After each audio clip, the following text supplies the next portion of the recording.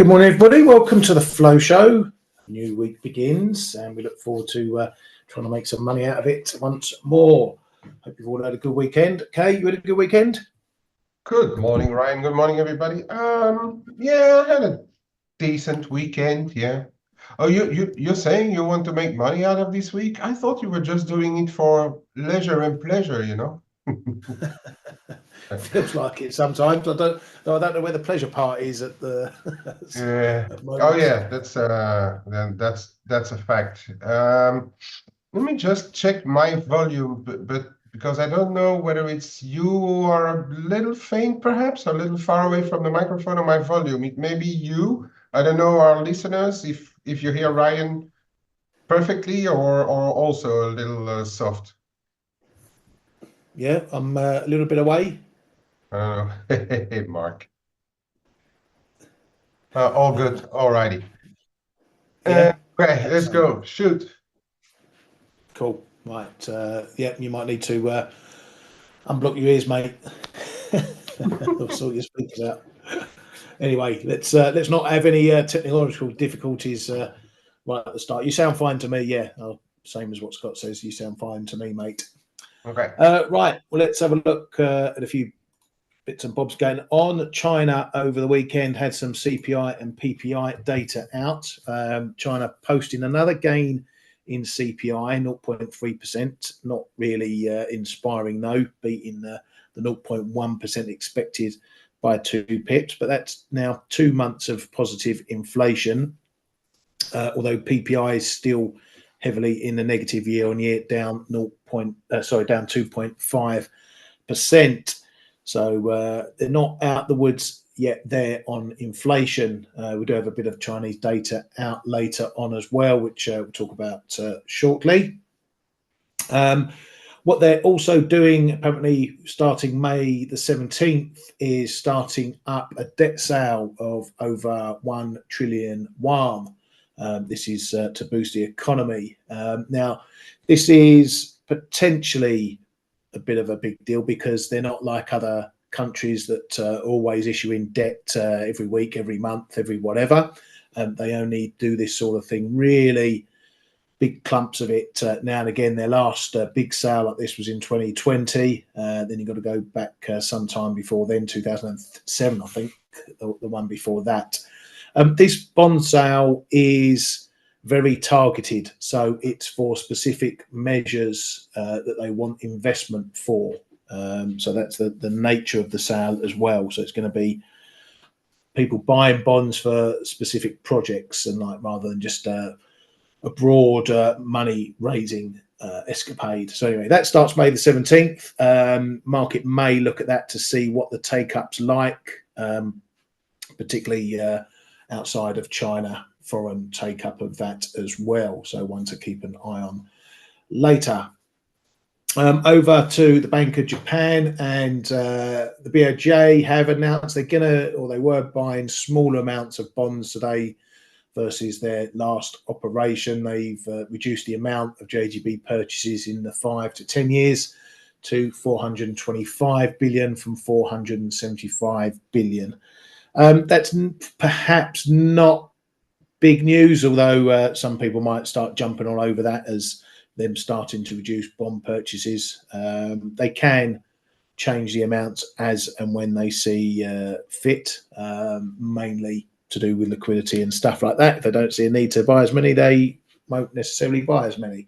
But don't think, Kay, we should draw any big conclusions that this is the start of the big JGB purchase reduction or anything like that. No, and they've already said that they were looking for ways to reduce the JGB buying, right? Now, the thing where we need to and we need to wait over time to see what their total amount is, if they're going to get well below that what is it, 7 trillion yen annually maturing in Japan. So I mean, because if they go well below that amount with their own buying, that means that net there will be some leftovers there, and could potentially push the yields a little bit higher. But so yields have pushed up a little. Take those 10s as an example. I think we're like 2 or so, 2.5 BPs higher than on Friday. We still have to, because that's going to be a big psychological level, right? See what happens around 1%, because they do keep that button behind the door where they can go with unscheduled buying if they find that the market is going too fast. We will see, and hopefully we will get there to see what they do around 1%, because that would be the real message. If they don't come up with unscheduled buying as soon as we hit 1% on the JGB 10s, then that is going to be actually a bigger message than reducing the JGB by buying by 50 billion yen, which is $500 million, which is not really, or less even, which is not really a huge deal. But it's all part of the plan, right? That visit from by Ueda to the Prime Minister's office, government cooperation, all of it is all still part of that plan, and still part of the slow plan, because they want to really prepare the government, and the government hopefully has already done a few things themselves, their end. So yeah, to me, it's like, what's going to happen if we hit 1%? And then what's going to happen if we start to hit, you showed the 20s there at 1.75%. What's going to happen there if we start to hit closer to the 2% mark there, which is a way to go. But as you can see, we've done about 50 or so, give and take, or 50, 60 BP since the start of the year. 50, I think it is. And so another 25 is very possible. And then we will have to see what the reaction of the Japanese investors is. So it's all part of that big mechanical machine that is going to bring those yields higher in a very slow manner. And then in the hope that the Japanese investors react, and in the meantime, they hope that the rest of the world is falling apart to stop the Japanese yen's rot, because as we have seen, the Japanese market has not been, the yen market, the currency market, has not been impressed by this reduction of 50 billion yen, right? No, exactly. But yeah, it's as you say, it's going to be another one of these things that we have to look over the longer term to see how the market's going to take it. So yeah, but anyway, not for anyone to get too tied up in these daily buying amounts is the main story, I think. Over at the Bank of England, we had the chief economist Peel out again, saying that we must focus on persistent components of inflation, not headline rate. And then he said the persistent parts of inflation are falling. He said the MPC has sent a relatively clear signal that the bank rate can be cut when there is sufficient evidence of a downward path in these persistent components of inflation. They added that focusing just on the next BOE meeting is a little ill-conceived. I don't put all your eggs in one basket regarding the June meeting. ECB's Elderson says there is no commitment on rates beyond June, and the June cut is most likely if the outlook is confirmed. We also got the ECB minutes out, not a huge amount in there. Members expressed increasing confidence in the staff projections. That'll be a first. They said it was widely shared that further evidence was required to gain sufficient confidence that inflation was solidly on track to return to the ECB's target. Fed's Bostic says he feels US central bank is on track for a single interest rate cut this year, though the timing is uncertain. He's thinking less about the extent of rate cuts this year and more on getting the timing right for the start of easing. So the gain of 175,000 jobs in April may be the low for the pandemic era, but still above what the economy needs to account for population and labour force growth. So he's not being dismissive about the NFP data that we got. Fed's Bowman is being a hawkish self, saying having continued momentum in the US economy, so we need to keep policy steady for a bit longer. And then came out a bit later on saying doesn't see rate cuts as warranted this year. That's keeping a hawkish stance there. Some of the other wafflers, Fed's Logan says there's substantial progress made on inflation, and the labour market and economy is strong. It's too early to think about cutting rates, but we need to remain flexible on policy. Says there are uncertainties if policy is sufficiently restrictive. There are important upsides, risks to inflation. Then we have Fed's Goolsbee, who's he's becoming a bit of a mess, if you ask me. So he said, currently, there's not much evidence that inflation is stalling out at 3%. Then said he's hesitant to focus too much on recent inflation data, saying we've made a lot of progress. It was only a couple of weeks ago that he said inflation over the last 3 months cannot be dismissed. So 3 months ago or last month, he said the inflation can't be dismissed, and now he's saying don't focus too much on it. So I really have no idea what this clown's going on about, but he's not making much sense as far as anything to do with policy goes. Cash and Carry was out saying the bar is high for another rate hike, but we can't rule it out. He's in wait and see mode about the future of monetary policy, and he's cautious about how restrictive monetary policy is. Kay, the usual flood of Fed speakers, most of them clear as mud. What do you take from these lot? I think the market reaction, let's say the market reaction to what they are saying, which is ignoring it, is right, because that's what data dependence tell us. So without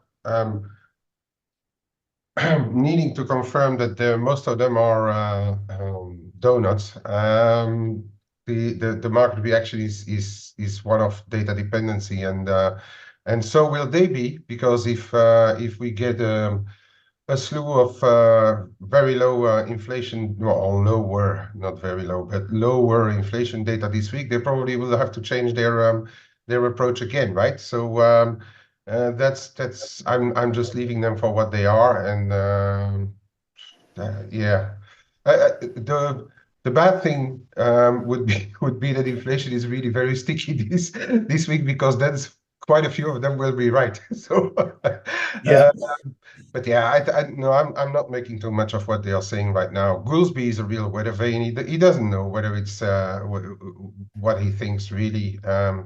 Kashkari and Bowman really are the hawks, and well, they are fulfilling their hawks role when they speak. So that's about it, mate. I'm not going to spend too much time on them. Yeah, exactly. I think they're pretty indicative, as you say, of how we're all thinking right now. You know, no one knows what's going to happen with policy. We all know that central banks are looking to cut. We know some are touting when they're going to cut. Some have started. Others don't know. RBA, you know, Bank of England shifting a bit more dovish, but they still don't know. The Fed doesn't know. The ECB think they do know, but they don't know after June. They don't know longer than the end of their nose.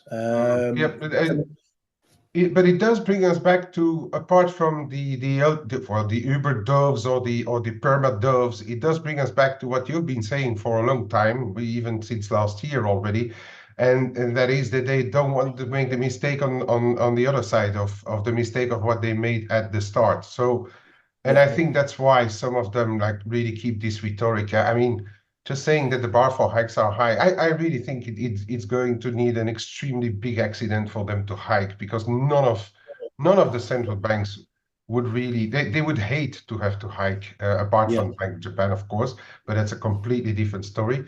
But all the others would hate to have to hike again, but they don't want to make the mistake to cut too early. Yeah, exactly. Very much so. I mean, it's been a surprise that they have shut the door or pushed the door as closed on hikes, rather than keeping it open. But that's where their bias has sort of fed into it, because there's not that many central banks that want to be hawkish. They'll, you know, take the ECB. They're always far more dovish than they are hawkish. But yeah, they can make their bed and they'll lie in it, and we'll just trade it whichever way it goes. It doesn't matter to us which way it goes. We'll just trade it anyway. Right, let's have a quick look back at some of Friday's data. There wasn't a lot out. We had Canadian jobs, which came out a bit of a boomer, caught everyone on the hop a little bit with a big 90k print there of the employment change. Was only expected to come in just shy of 21,000, so that blew the doors off. Decent numbers in the full-time, part-time, although the part-time was a little bit bigger, but that's still a decent gain, 40k in full-time employment. Both going up suggests plenty of activity. Though I would say this jobs data can be a bit volatile.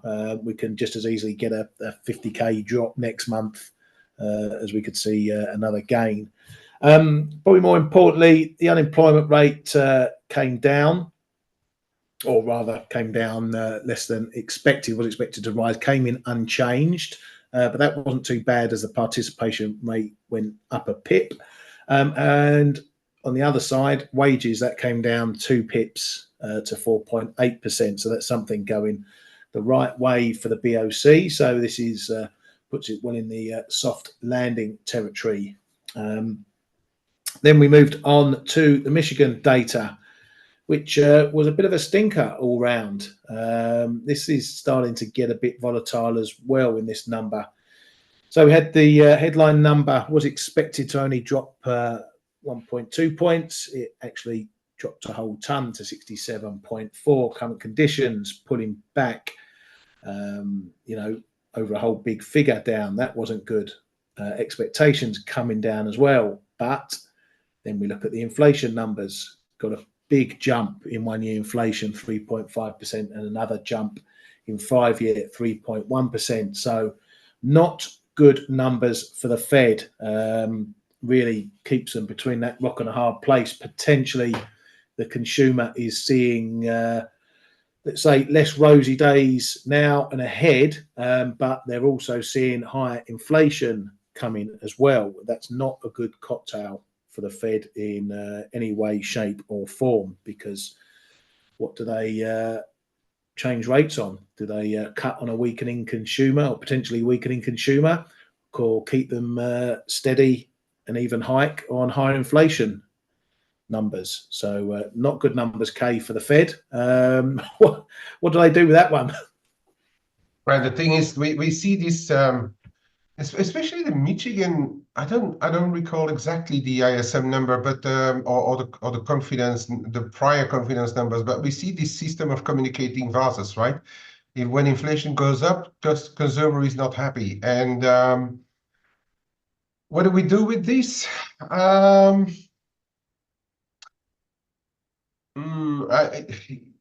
Well, let's say I don't like these numbers because we need the consumer to continue to support the economy, right?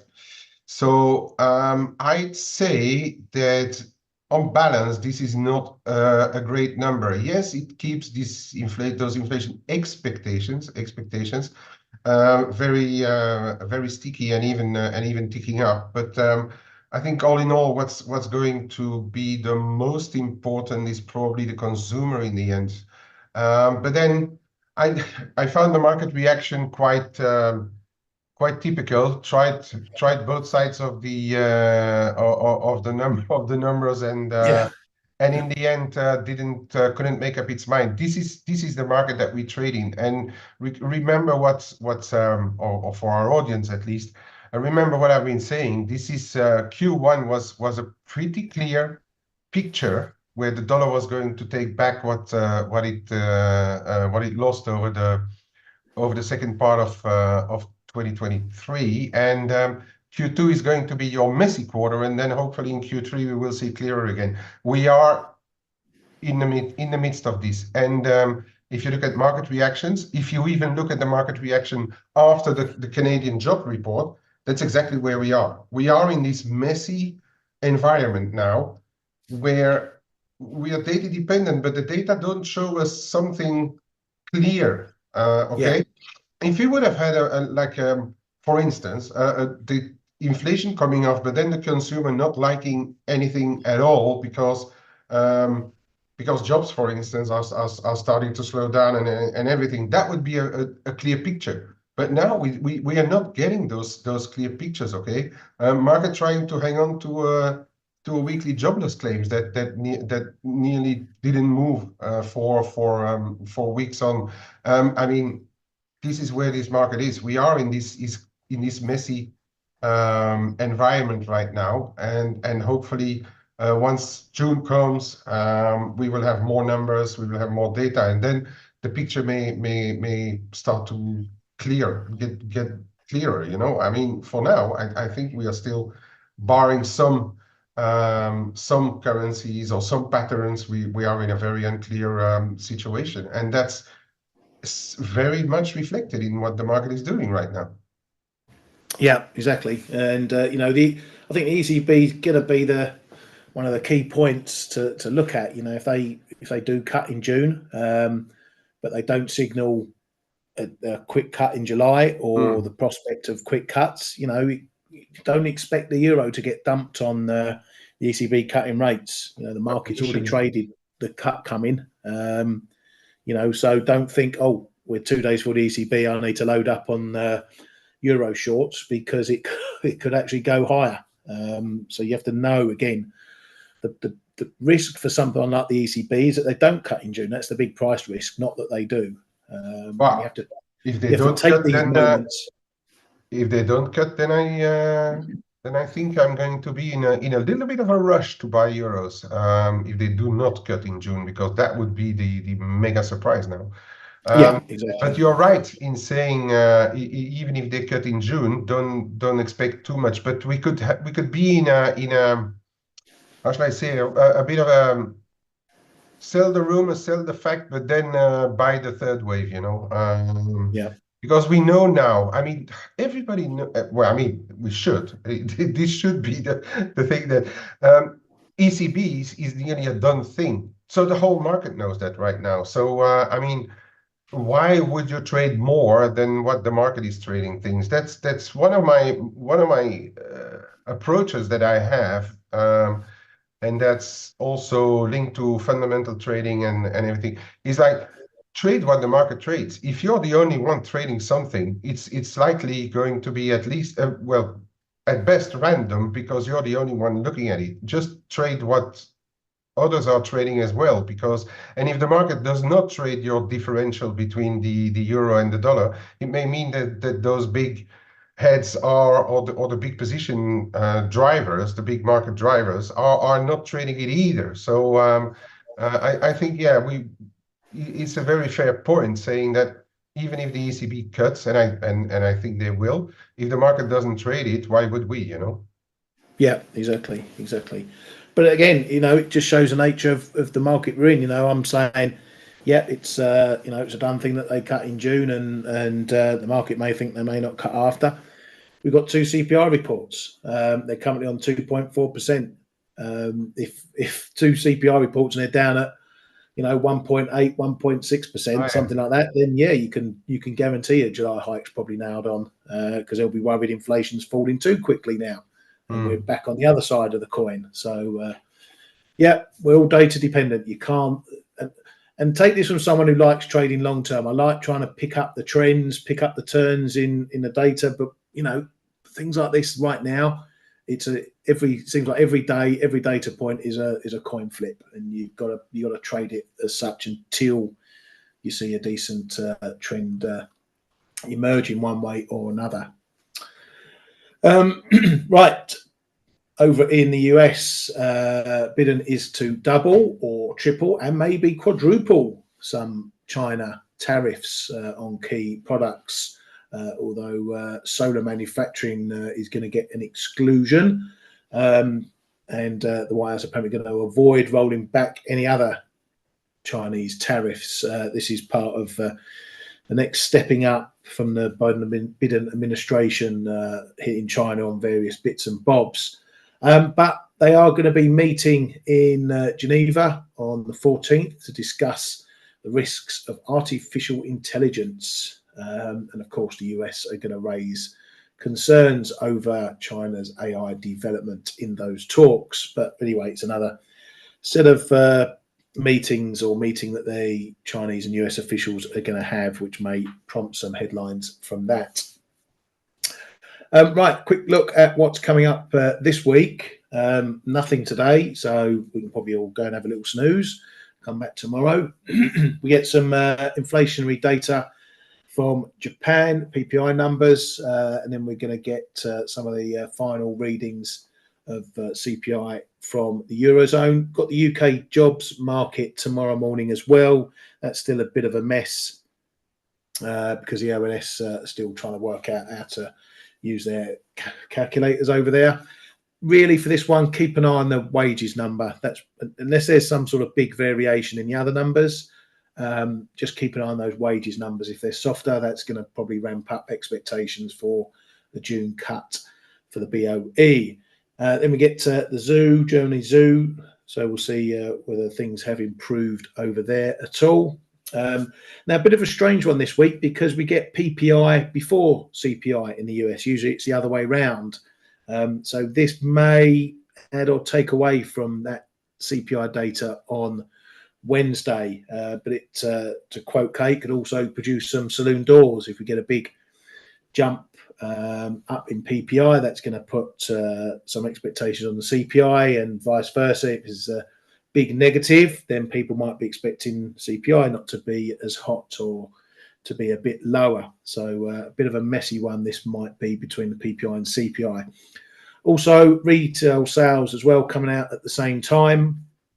So that gives us, again, that view on the consumer. So again, it could be a bit like the Michigan. What if CPI goes up, but retail sales show a weakening consumer? It puts us in the same boat. What does the Fed do? Act on the weakening consumer or act on higher inflation? Or they could both be good or they could both be bad or vice versa. So lots of permutations for this, going to make it a little bit messy.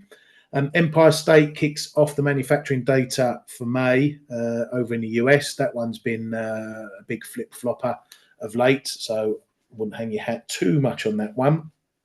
I would also say keep an eye on some of the inventory numbers that we get from the US, again, just to see about signs of activity.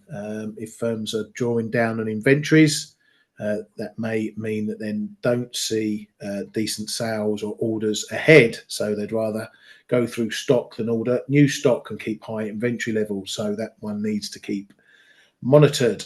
We also get a bit of housing data coming out as well. I know we've got starts and permits coming out this week too, and some of the other numbers. Also, those starts and permits happening on Thursday. Then we get, must be the biggest number since last week, Kay, the jobless claims. I wonder if we'll have a little flip out on that one again. Yeah. I mean, imagine Thursday. that we go down to 229 or move up to 231 from 230. I think the market is going to go all ballistic. Now, I mean, I think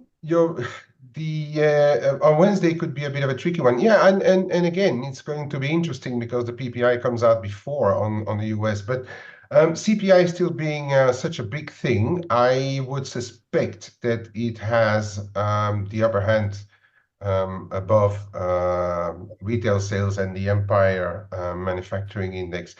But I wouldn't dismiss those retail sales because there's a small, let me just quickly look. Are they expected to do a little better this week? Wednesday. Just quickly checking what they're expecting there. Yeah, this one has them doing well. Right? 0.4% on the month. Yeah, no, I mean, that's positive numbers. Yeah, because imagine that we see a bit of a slightly weaker CPI and then a miss on the retail sales. We know this market loves to sell dollars, right? And that could be a bit of a hammer blow to the dollar. One of the good forecasters, or the better forecasters, if they exist, but they seem to still exist, one of the better forecasters is thinking that the retail sales are going to be okay. So then that would put the emphasis back onto the CPI. It's going to move whatever happens, because this market will rebalance any expectations, or the bond market will move whatever happens, right? So we should see a bit of moves this week in the dollar, right, on the back of the CPI. Now, if we get, because we saw, and there are by no means red flags, because I mean, one of the commentators was right in saying that after on 175K job creation is above what the economy needs to expand. So and I haven't seen the latest numbers, but what I remember somebody saying was for as long as we're above 80 to 100K, all in all, we are doing all right since the pandemic. It used to be higher, this number, the required number. But if we see like those little yellow orangey flags pop up, and if you have like quite a bit of a lower CPI, but then people are going to try to combine it with those job reports that we had last week, and I would still expect the dollar to be quite on the defensive if that would be the case. If we see a stickier CPI, then I'm afraid that we may see some of those dollars test higher again, and I mean, at least two guys in the room, Suzuki and Kanda, won't like a higher CPI in the US, that's for sure. Yeah, exactly. Yes, let's not forget about the intervention threat, because apparently they love trading data points too. I'll say that with tongue in cheek. Yeah, so that's Thursday. Philly Fed as well. Industrial production on those days as well. Bit of inflation. Oh, jobs in Australia. I nearly forgot that. And GDP in Japan on Thursday too. So they're going to be looked at, obviously, for their connotations for their respective central banks. Friday, we get a bit of Chinese data as well. Industrial production, retail sales. That could be a bit of icing on the cake for whether they're going to ease rates again. Q2 has been suggested that they could do that, and we're smack in the middle of that at the moment. That Eurozone inflation number is the final number, so it shouldn't be too much of a variation, but we'll watch out in case it is. But just to add another spanner in the works for trading between Tuesday and Wednesday, we have Powell speaking at 1400 GMT. In a moderated event with Klaus Knot of the Netherlands at the Foreign Bankers Association AGM. So it's a moderated discussion there, which may be a bit of an opportunity for Powell to he's had a look at what the market's done since the FOMC. If he feels that he needs to steer us in any direction or another, that will be his opportunity. So we'll get that data, then we'll get Powell, and then we'll run into the CPI. So it could be a bit of a hairy time if he does decide to give us some comments additionally to what we've got at the FOMC. Right, so that's all that. Going to be a busy week. Oh, they all seem to be busy weeks, well, apart from last week. But they all seem to be busy weeks at the moment. We're all hopping from data point to data point, but that should give us some volatility. Right, let's see what's going on in markets. Angela just asking about Euro Sterling. Yes, I'm still in my long, Angela. Let's come in a bit closer. There should we go. Let's go to an hour. Yeah, I'm still in my longs. I did get some out up here into my zone when we were up here at that point, because I thought it probably best just to take a little bit off in case we don't break through there. We didn't. You've got 86.30.50, which is thereabouts where I'm looking. So yeah, I cut a bit of my recent longs in there. Still got the core. Didn't add back. I was looking for a dip closer to 85 in this move to get some on, but didn't. So I'm not doing a lot up here. I'm going to be offloading in the rallies and picking up on the dips if I get them. Still, there's no reason I see why we need to go anywhere fast, but we've got the data coming up. So if we see the soft data for the UK, then this is probably going to make a decent move above 86 at least. We're holding. We can't seem to really make a decision whether we're going to climb above 86 and hold it. We've got these little minor points, 86.10, 86.20, that have been on off levels, but we're holding above this 85, 70, 80 area. So that's really your pivot area. If we're back below there, then we're back into coming down towards these low 85s. But if we can get above 86.20, then we're probably going to test this zone, and then we'll see what happens there. But yeah, you can never take this one to heart too much. As I say, we've been here before, and then we've gone back below, and we've been up here before and gone higher and come all the way back down again. So if you're trading this one, it's good. It's a good range trader at the very least, buying those low 85s and offload them when you can on the way up. Cable, I'm also still in this one.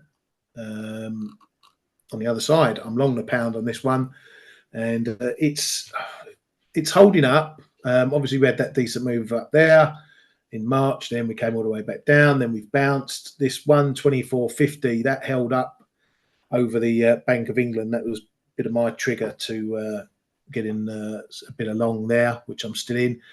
We're just ponging now between up this 125, 45, 50 and the 125 big figure.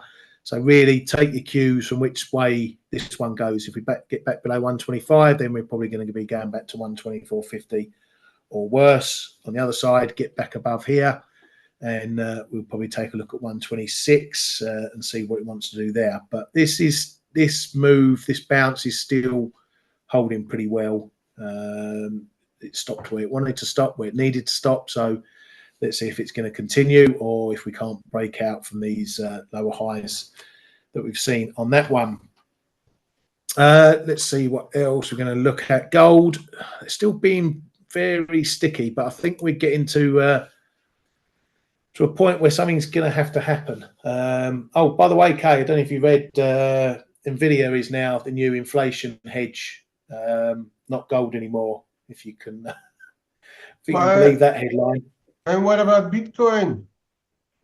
I No, mean, I thought Bitcoin was the inflation hedge. I mean, what's happening to this market? Come on. I know, it's like I said in the chat room, I saw that headline, Nvidia's a new inflation hedge. I thought, if that's how we're starting the week, I'm going back to bed. But absolutely bonkers. But yeah, I mean, how you can still call gold an inflation hedge when inflation's done, it's come down over the last 12, 18 months, and gold's gone up this year. So yeah, good luck working that one out. But we had a little pokey up above this 2360s area. It hasn't held that. So we're looking like we're ranging. If it had held that, then maybe we were going to have a look at that 2400 level, which is still the main resistance level. So this one just keeps it in the box a little bit. Got all these sort of minor levels popping up and down. I know Kay's got this 2220. That's your main level down there, isn't it? 2220s. One of yours. Yeah. I need to go. I was looking at something else. Sorry, Ryan. Yeah. Yeah. Well, 2280s, 22.75, 2280s, and then 2220s below there. But where it held, the dip the drop, let's say early May, that's a very, very nice level there around the 22.75 as well. And I was just looking at the S&P, and this is very strange because we have an exactly the similar kind of trend line that held in both. When S&P corrected a bit earlier, and we are looking at a pretty much similar pattern. That's quite strange because I was just looking at both right now. I'll show the S&P as well. There's very, very good levels there. Yeah, cool, mate. Just a quick look at the old bond scene to see what's going on here. 2 years, and it's had a bit of a bounce back following the FOMC. Again, this is another one to keep your eye on over the US data, and particularly Powell. and the rest of it this week, because it will start to indicate whether the market's happy with the FOMC and not putting hikes on the table in any explicit form, and whether the market believes that message, depending on what we get from the data. If we get good retail sales, if we get hot or sticky inflation, PPI, then we're probably going to start creeping back up towards this, the one cut area, let's call it that, with the market getting a bit more hawkish again as the pendulum swings once more. So this is a bit of a follow, and the dollar's probably going to follow this as well. So if you want your proper correlation as to what the dollar's going to do and how much it might move, keep an eye on 2-year yields over the data as well. If the dollar shoots higher but yields haven't gone as well, then you might find that that sort of move reverses a bit as it catches up, back up with yields. And also 10 years as well. Again, that dip since the FOMC, and now we're just mooching around this 4.5% mark. Again, take your clues whether we shoot above or come down below. That'll be your gauge for the market's rate expectations. Kay, you got anything you want to show us? Yeah, quickly to start the week. And I'm first going to show this S&P I was watching. Okay, the levels are far away to the downside, but there's a couple of interesting ones going into this inflation week and with the Powell. And I just wanted to show this red line here, and I did show it at the time that when we were there. So if you're looking for something that the market seems to have traded, look at for the more medium term at this red line here.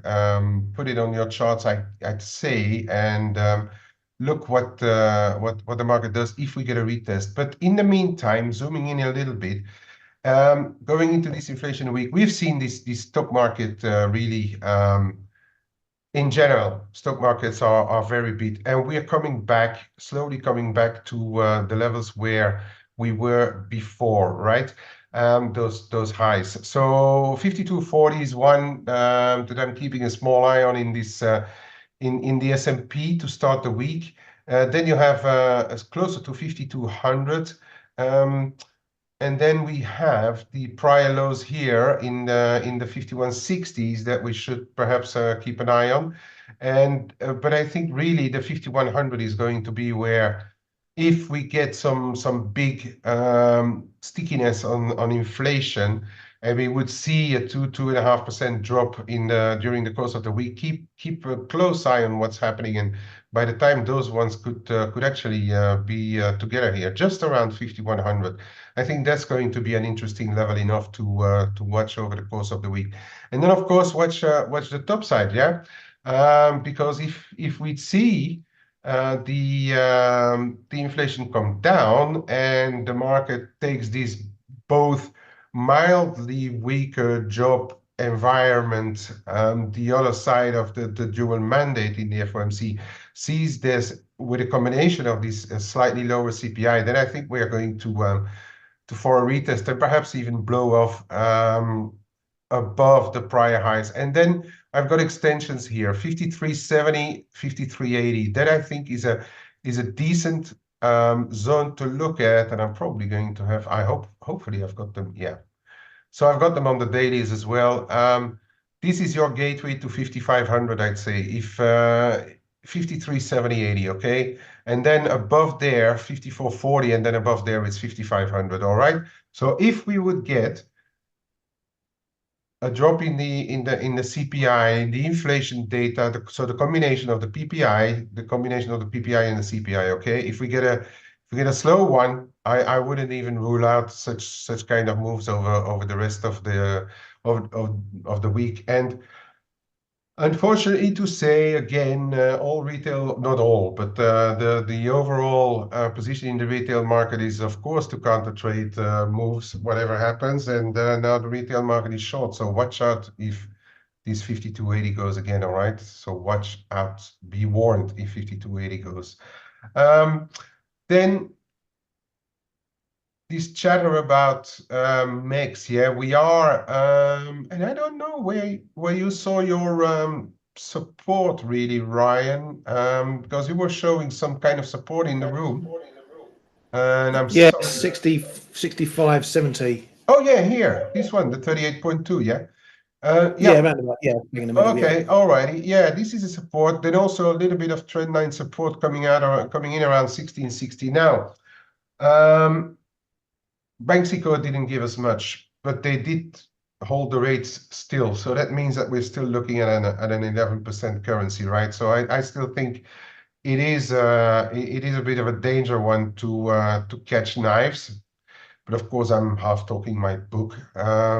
But we are below this zone, 1678.82, right? We are just not far from. We are just below, running just below. Um, Double-edged short here on the US data, you know, because a much higher, we need a much higher US data print to put pressure on risk to turn the mix around and to put a bit under the US dollar. It's going to take a quite high inflation report. On the other side, we all know the proximity of Mexico and the US. So a sticky one is perhaps quite a difficult read. If we get a bit of a small slowdown, further slowdown of CPI, I do think we could test those 1660s, you know. And then I would again issued a warning that if ever we get below 16.5, even Lopez Obrador, our good friend, the Labrador, the Mexican president, did actually say himself that he thought that the Mexican peso was too strong when he traded under 1650. So if we ever would get there, pay attention. This different one again, and I know the euro is holding up quite well actually against most everything, because now Euro Swiss is ticking up, Euro Canada ticking up. Um, but this one, I'm still a bit short from the Banxico. We are on a bit of support here, all right? 1803, 1801. 1797, but yeah, the 1800 will be a bit, the 18 big figure will be a bit psychological again. So if it breaks, I think we can go back to 1770s and then see where we are in the dollar mix, you know, to look at the viability. But I still like this overall downtrend, and I especially like the fact that I'm getting paid to be in a position. So this is still one I like. I'd be long Mexian, of course, being the obvious one, but I'm just a bit too worried about any time possible inflation in interventions right now. Still, I don't think speed warrants it, but perhaps the levels do warrant something from the interventionists in Japan. I'm really not sure. Otherwise, of course, the Mexian is a good one. Since last week it already 2.5% higher again, this one. But I like this one still, and I still think it looks heavy for a retest of the lower ones there. So don't change a winning team right now. Quick look at what's happening on the Swiss franc. It's been really quiet for a while. But Euro Swiss is now trying again. We're just above this 97.75. This would be nice if this starts to hold for a move back higher. The looks perhaps a little flaggy here. Needs to break above 97.90 to start going again. But this is a bit the other side. Swiss is a low yielder now for as long as there's no panic on geopolitics or there's anything stupid happening in the rest that would send euro down due to economic data also. This is still a relatively okay position, and I'm also running the sterling Swiss, but this one is testing patience, really testing our patience. It's hanging around this 113.5. Yes, we are holding the global trend still, but it's very flatlining. So it would be nice if we start here take this 113.75 again and run higher. But in the meantime, again, we're getting paid for to hold the position, so I'm still holding on to it for as long as we hold these high 112s. Right, here we are. Dollar Swiss brand is pretty much similar, but then the dollar has been trading a little bit soggy, right, of late. So we're getting a bit the same picture here, but it should really, but I mean, in the very short term, 90.85.95, that should give way again to start to move higher. You see this little resistance here. We've been turning around several times in the past. This looks to be a bit of a resistance area. On the downside, low 90s. For as long as those low 90s hold, probably no change, and you're also getting paid if you are in a long position, not a Swiss, but it should really break above 91.40.50 to start really going again. For the time being, this looks extremely rangy. Any other comments? Any other thing that you guys want to look at? Super independent swings, right? Where bad news, lower retail sales, higher employment, falling marks. Yes, absolutely, Kevin. That's what I've been saying as well. When bad is bad, things will start to turn around. But we are not there yet, I think, in the terms of red flags. You know, the flags are there. We have seen a bit of lower wages. We have seen a bit of sorry, a bit of those lower numbers.